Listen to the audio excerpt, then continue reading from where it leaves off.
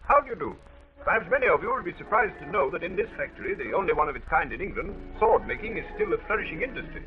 Now meet Tom Beasley, who's 73 and whose family have been making swords since the reign of George III.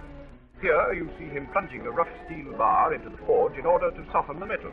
Note the cap he's wearing, an old swordsmith's cap, used for wiping the sweat off the brow.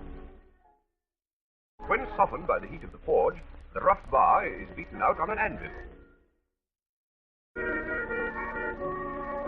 The blade is now taken to the grinding mill.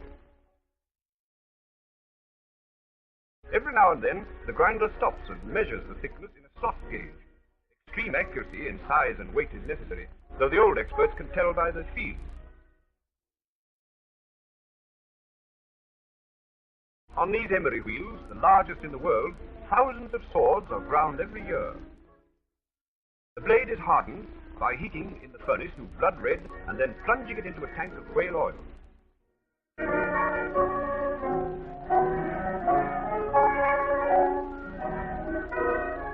In the hardening and tempering shop, Tom Beasley measures the blade with his calipers. For the blade is tempered by placing it in a trough of molten lead, and whilst hot, is straightened and finally cooled in water.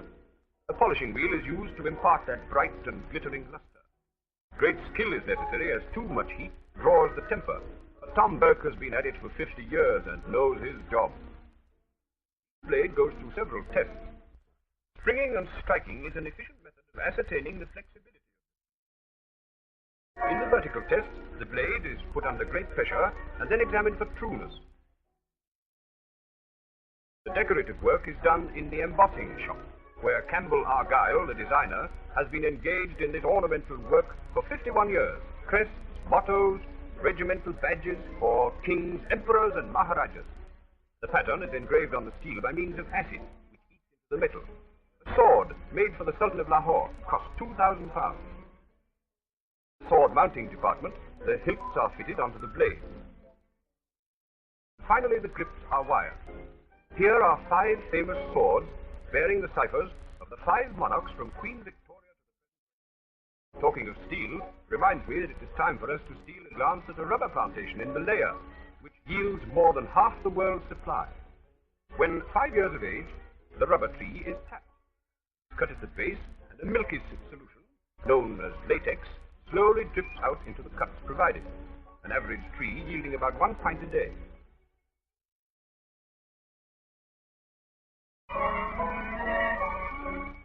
The cups of precious liquid are gathered and poured into pails, and thus arrive at the central depot.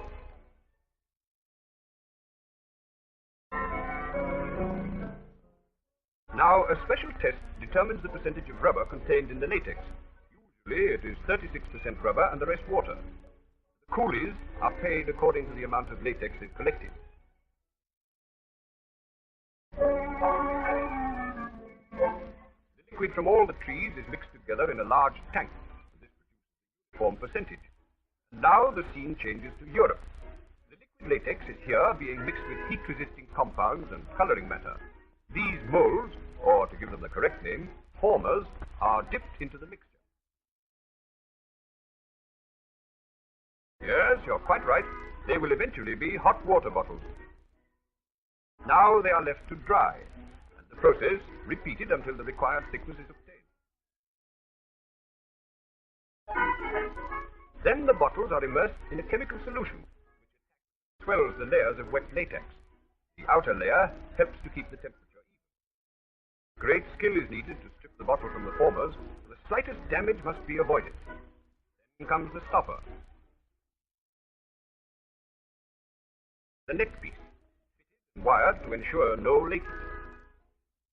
When filling a hot water bottle, make sure that the steam is excluded before you screw down the stopper. Of course, you may already know that, but as the poet remarked, and into the shadows she softly crept. Now, down this lane in a quiet corner of Kent. Glancing around, we find ourselves not far from Otford.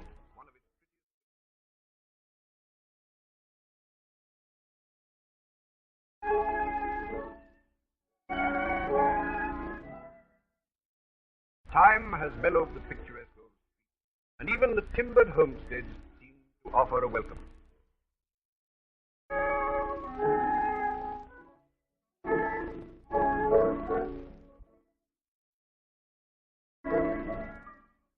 Kent, the garden of England. Little wonder that artists love the harvest field in the full richness.